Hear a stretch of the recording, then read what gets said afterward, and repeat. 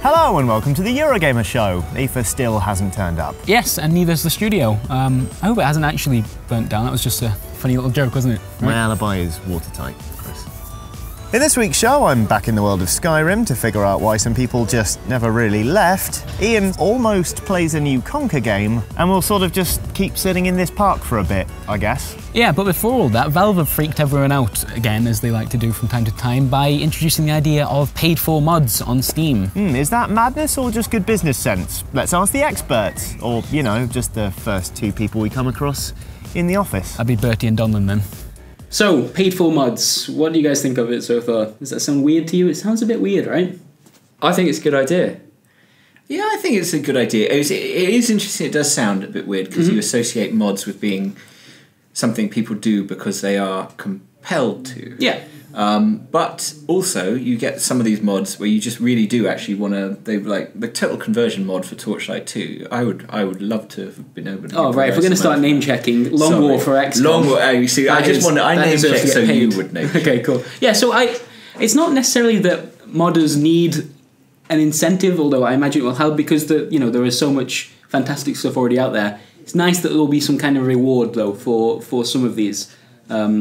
And people who do need an incentive are publishers. Right. So if it allows more publishers to go, oh, there is value in making my game. Maybe we should support mods, right? Yeah. Maybe this is something that we can do. Well, a lot of publishers have anyway. I mean, it's worth saying that Civ has always been a game where the mods have been very important, and Skyrim obviously is a game which is sort of increasingly the tail of it, to use a horrible expression. I'm very sorry for that. It has been almost defined by the mods. So. It was great for it to launch with Skyrim because that is the game to launch. That's the modded game on Steam. For years it's been like one of the most popular games. I did a little fact checking, you might be able to see my notes. I brought notes as well. 24,000 mods have been published for Skyrim in the years since 2012, since it had Steam Workshop support. And I was looking on Steam before this, doing some research, and there's some really angry people out there.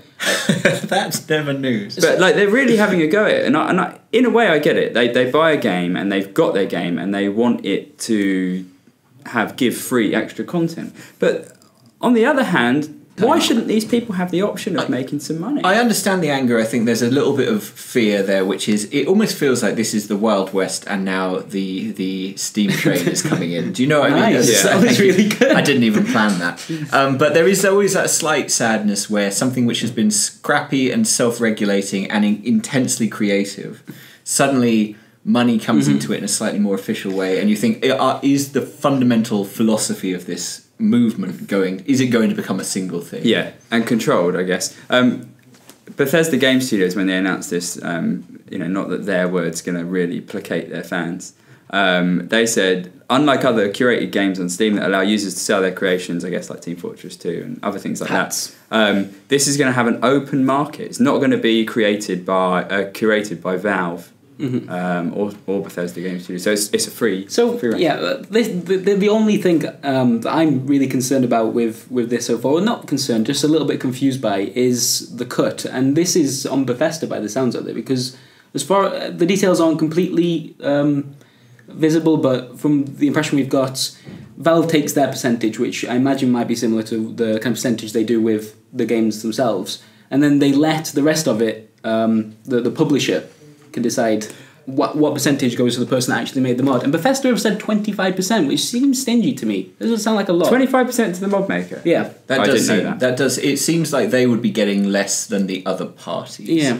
Well, obviously they would, because it's 100%. But this always comes down to the publisher that gets to decide this. So I guess that will be interesting to see later on, what kind of figures people think are worthwhile. It sounds like a positive thing, if maybe a little bit confusing and a little bit grey at the moment as to how exactly it'll work and how it will look with other games. If it means more people making games and releasing them and including the ability to mod them from the off, then that's okay. That's a win. All right, cool. Well, there we are. Modding.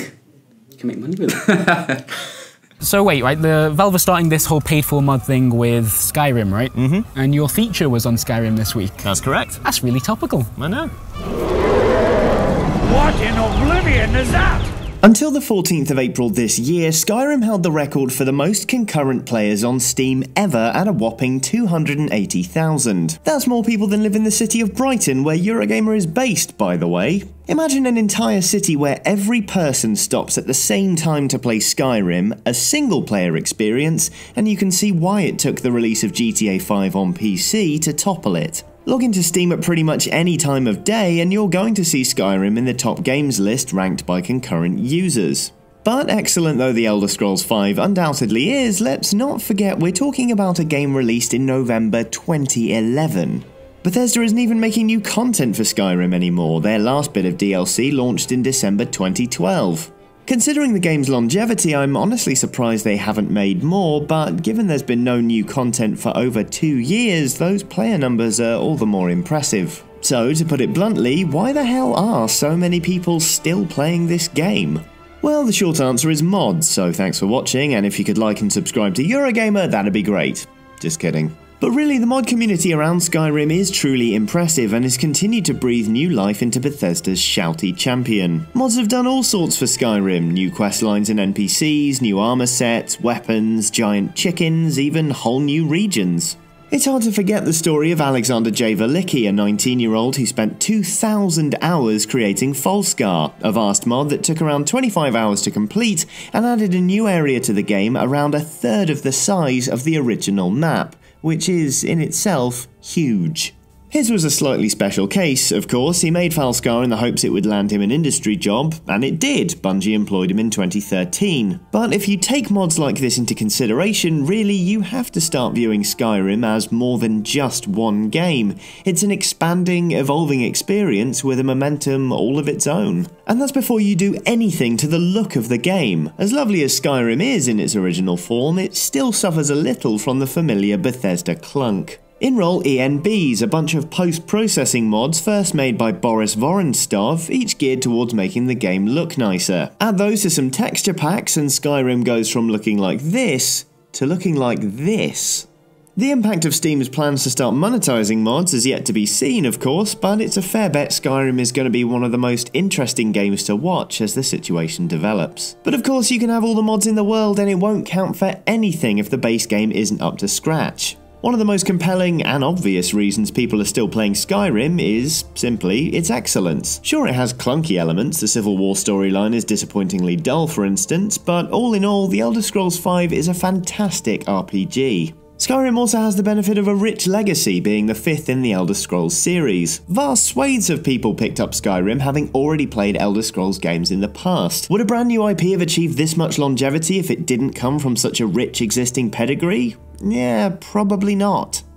There's also the simple fact there's a lot to do in Skyrim. When I first played it through, I kept my messing around to a minimum, stomping through questlines like they were Tokyo and I was a beardy, agoraphobic Godzilla. It still took me around 100 hours to get everything done, and I explored a fraction of the random grottos, dweller mines, and dragon priest locations any self-respecting Dovahkiin would have stuck their head into. I know a few people who have re-rolled more than once to try out different playstyles, races, and specs, and others who have rationed out questlines like rare commodities because they know they want to spend a long time in Skyrim. It feels special to them. Add emergent gameplay elements and, again, mod-crafted missions, and it's really not hard to see why so many people are still running around attacking flying lizards years on, even if the rest of us have gone hoarse from all the shouting. Still alive, prisoner? Keep close to me if you want to stay that way. Almost it from us, but before we wrap up... And go back inside. Yeah, Ian's been playing Project Spark's first hour-long Conker episode, which is nice. Take it away, Ian. Roll VT. It's been 10 long years since we've last seen a Conker game, and we finally got one now thanks to Xbox One's Project Spark. I've had to sit through an hour-long tutorial to be able to get this far and be able to play the game, so it better be worth it. It better be worth it. So Conkers Big Reunion is all created using Project Spark, and anyone who buys the Conker asset pack could create similar things if they want. The camera's not brilliant. The camera doesn't really... it kind of stays fixed, so and having to move it yourself so that things don't obscure your view. You need my tap. 300. What? Right, time to try and find some cash. Oh my god, it's gone first person, and the controls aren't inverted. Can I invert the controls? No. Brilliant. That'll learn me for playing games like they're meant to be played. Ow! Oh man, this is dull. I hope I don't have to redo all of that again. I'll just run through? I think I can just run through, you know? Go through there. I've glitched through a wall. And I'm stuck. Restart. Restart from the beginning? No! Oh, you... Maybe if I exit. Well, here I am. I'll pull out a weapon. There we go. Key, door, done, through.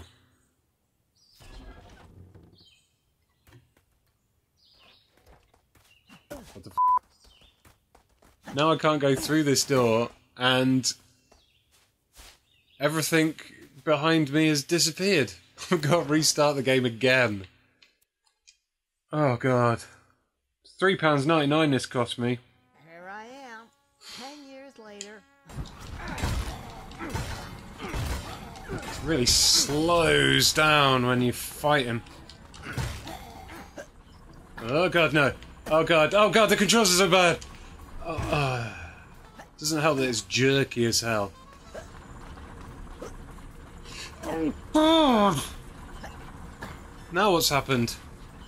Now it's completely died. In the space of half an hour, I've come across 3 game-breaking bugs, horrible controls, 20 frames per second gameplay.